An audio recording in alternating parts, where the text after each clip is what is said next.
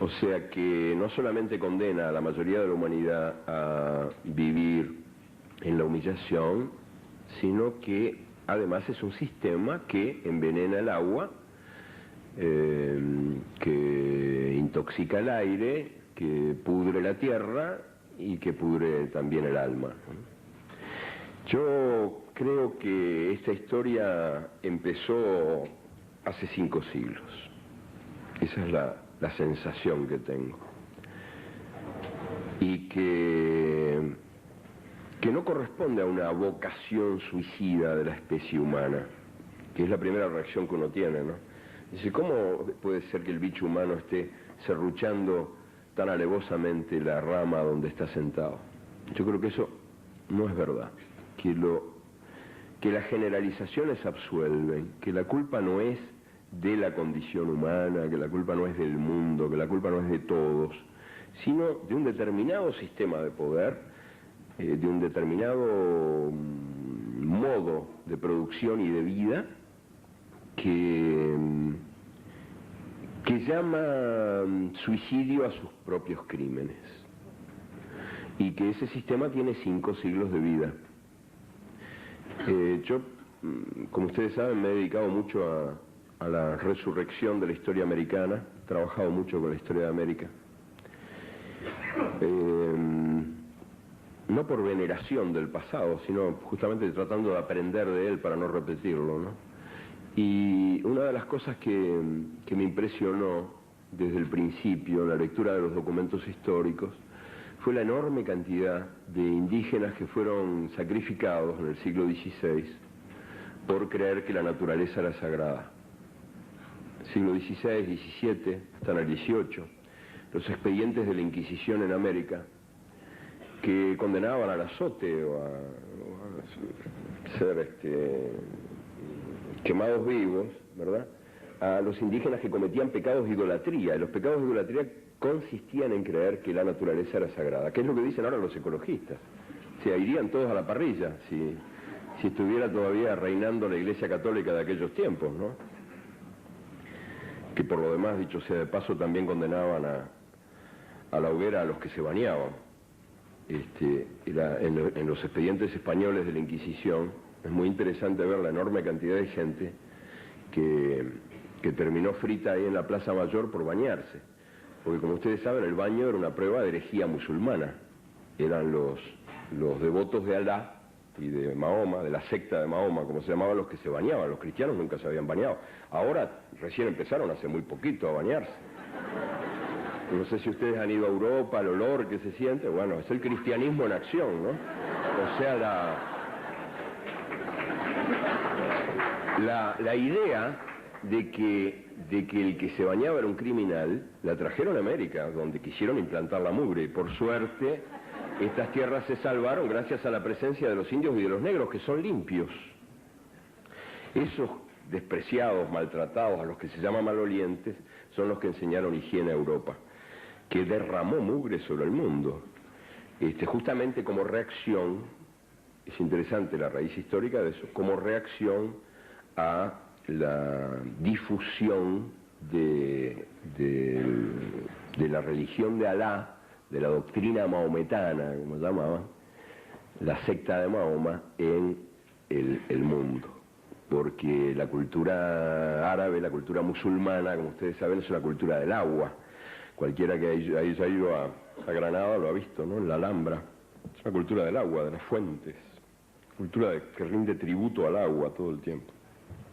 Y en cambio la cultura cristiana, por oposición a este culto del agua, fue convirtiéndose en una cultura maloliente. Bueno, y era el mundo al revés, porque entonces estaban condenados los limpios, y estaban condenados los ecologistas también.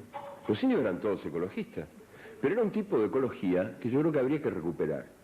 Y ya que somos latinoamericanos, sea cual fuera el color de la piel de cada uno, y sea cual fuera el origen étnico, geográfico de cada persona, eso no importa nada. Pero habría que recuperar lo que es uno de los elementos más lindos de la memoria colectiva de estas tierras, de la memoria de estas tierras americanas, que es la certeza de la comunión entre el ser humano y la naturaleza, la certeza de que formamos parte de lo mismo, de que somos lo mismo, de que somos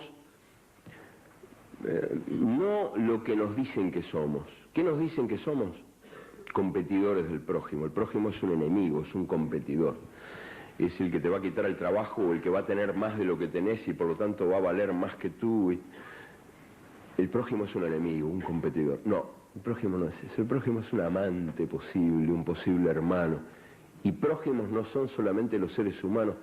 Todo lo que tiene piernas, pero también todo lo que tiene patas, todo lo que tiene alas, todo lo que tiene raíces, todo eso es pariente. Algo de eso nos dice la memoria más profunda de esta tierra americana. Y es lindísimo que lo diga, y ojalá pueda decirlo a viva voz ahora, que el mundo está marchando tan aceleradamente hacia su propia aniquilación. Porque fíjate, durante siglos de siglos, ¿cuál fue la consigna de la llamada civilización? El dominio de la naturaleza. Había que dominar a la naturaleza. La naturaleza era una bestia salvaje, ¿verdad? Arisca, salvaje, a la que era preciso dominar. ¿Para qué? Para extraerle ganancias, para ponerla a nuestro servicio. Era, digamos, la consigna central del sistema. Ahora somos todos verdes. Hasta el Banco Mundial, el Fondo Monetario, todos verdes.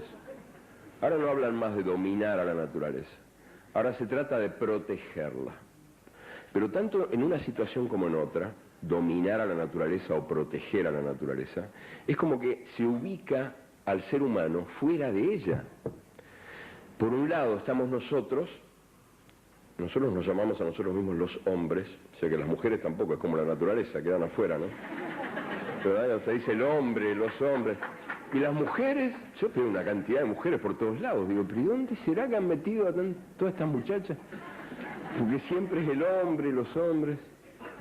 Bueno, por un lado el ser humano, digamos, la persona humana, y por el otro la naturaleza. Yo creo que habría que acabar con eso, y habría que recuperar ese sentimiento, esa certeza perdida de la identidad, que es quizás la única salvación posible de una humanidad que parece condenada si no reacciona a tiempo, porque es verdad que se está aniquilando a un ritmo de vértigo todo, ¿no es verdad? Todos los elementos de este mundo que quiso ser una casa cuando todavía no era. La segunda parte la segunda pregunta en realidad, porque es otra historia, ¿no? El derrumbe de los países comunistas. Bueno, yo tengo que empezar por decir que yo nunca creí que esos países fueran comunistas, ni socialistas tampoco, aunque se les daba el nombre de socialismo real, ¿verdad? Yo creo que no eran socialistas seguramente, y tampoco estoy seguro de que fueran del todo reales, porque me parece que ahí lo que hubo fue una experiencia de poder burocrático, que aunque tuvo algunas, ¿cómo te diría?, dejó algunos hechos positivos en algunos lugares, en algunos momentos, en algunos espacios, en líneas generales fue una estructura de poder burocrático divorciada de la gente, que actuó en nombre de la gente, pero que no venía desde ella, y que en el fondo llevaba al pueblo de una oreja como si el pueblo fuera menor de edad o débil mental. Y eso se vio cuando todo eso cayó, el modo como cayó sin pena ni gloria, casi que de un soplido, a partir, yo creo, de algunas, ¿cómo te diría?, algunas cosas que estaban esencialmente mal, esencialmente erradas, en este mundo que decía ser otro mundo, ¿no?, que decía no ser el mundo capitalista, pero que en cambio compartía con el sistema capitalista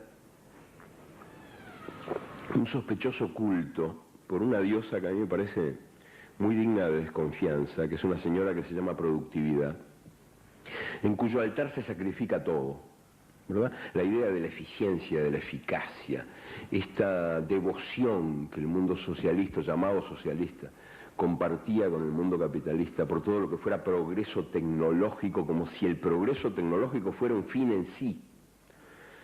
Cuidado, esa sí que es una clave para interpretar al mundo del fin de siglo.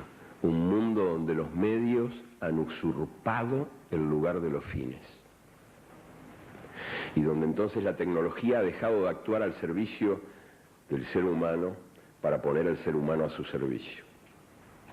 Un mundo donde el supermercado te compra, donde el automóvil te maneja y donde el televisor te mira.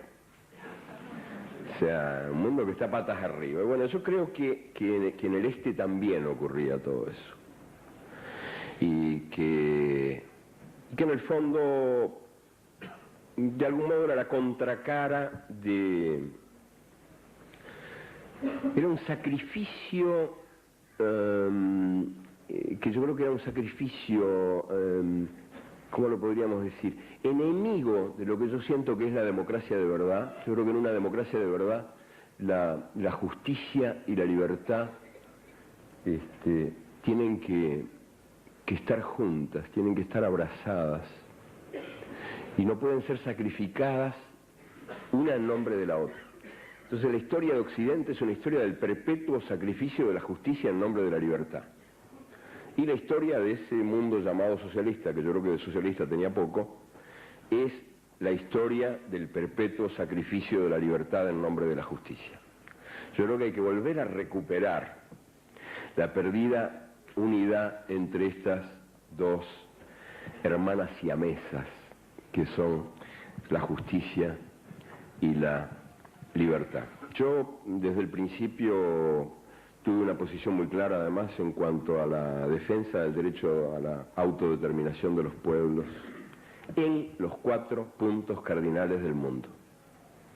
Integré, y no me arrepiento de haberlo hecho, el primer tribunal internacional que condenó la invasión de Afganistán por la Unión Soviética, porque yo creía y creo que el principio de autodeterminación es sagrado en todas partes. En el mundo que te gusta, en el que no te gusta, es sagrado siempre. Y que vos no podés oponerte a la prepotencia de un país grande, ejercida sobre un país chico, suponte, en Nicaragua, y en cambio admitirla en Afganistán. A partir de esa certeza, yo había condenado antes también las invasiones, aquellas famosas de Hungría, Checoslovaquia, Polonia, y por eso tengo la conciencia limpia. Digo, muchos de los más fervorosos partidarios de la libertad del dinero, que está tramposamente confundida con la libertad de las personas, tienen un pasado estalinista que borrar. Muchos de ellos, yo no digo que todos, pero muchos de ellos están arrepentidos de sí mismos. Entonces tienen que borrar las huellas, lo que dijeron, lo que hicieron. Eso no me ocurre a mí. Yo realmente creo que en todo esto he actuado siempre de acuerdo con lo que mi conciencia me iba dictando, aunque eso me haya costado, como me costó muchas veces, problemas con gente con la que yo estaba vinculado, con la que me sentí identificado. Pero bueno, creo que en la izquierda tenemos que recuperar el derecho a la contradicción. Bien lo dijo don José Artigas, que tantas cosas lindas dijo. Dijo, la contradicción es la única prueba de la libertad. Y entonces, ni antes ni ahora yo he confundido a la unidad con la unanimidad. A mí me parece que por el contrario, las unidades, cuando son de verdad, se alimentan de las contradicciones. Y que la única unidad a la que el mundo puede legítimamente aspirar, este mundo que parece tan metido en un callejón sin salida, es una unidad que nazca del respeto a su diversidad, del respeto a su contradicción. Bueno, perdón la perorata, pero eran 2 preguntas bastante complicadas. Y que no corresponde a una vocación suicida de la especie humana, que es la primera reacción que uno tiene, ¿no? Dice, ¿cómo puede ser que el bicho humano esté serruchando tan alevosamente la rama donde está sentado? Yo creo que eso no es verdad, que las generalizaciones absuelven, que la culpa no es de la condición humana, que la culpa no es del mundo, que la culpa no es de todos, sino de un determinado sistema de poder, de un determinado modo de producción y de vida que que llama suicidio a sus propios crímenes, y que ese sistema tiene 5 siglos de vida. Yo, como ustedes saben, me he dedicado mucho a la resurrección de la historia americana, he trabajado mucho con la historia de América. No por veneración del pasado, sino justamente tratando de aprender de él a los indígenas que cometían pecados de idolatría. Y los pecados de idolatría consistían en creer que la naturaleza era sagrada, que es lo que dicen ahora los ecologistas. Se irían todos a la parrilla si estuviera todavía reinando la Iglesia Católica de aquellos tiempos, ¿no? Que por lo demás, dicho sea de paso, también condenaban a la hoguera a los que se bañaban. En los expedientes españoles de la Inquisición es muy interesante ver la enorme cantidad de gente que terminó frita. O sea que no solamente condena a la mayoría de la humanidad a vivir en la humillación, sino que además es un sistema que envenena el agua, que intoxica el aire, que pudre la tierra y que pudre también el alma.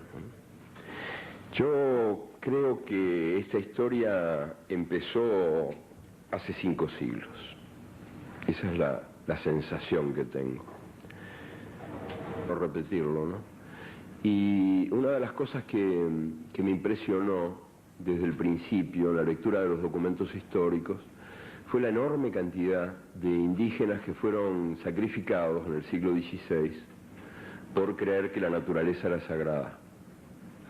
Siglo XVI, XVII, hasta el XVIII, los expedientes de la Inquisición en América, que condenaban al azote o a ser quemados vivos, ¿verdad?,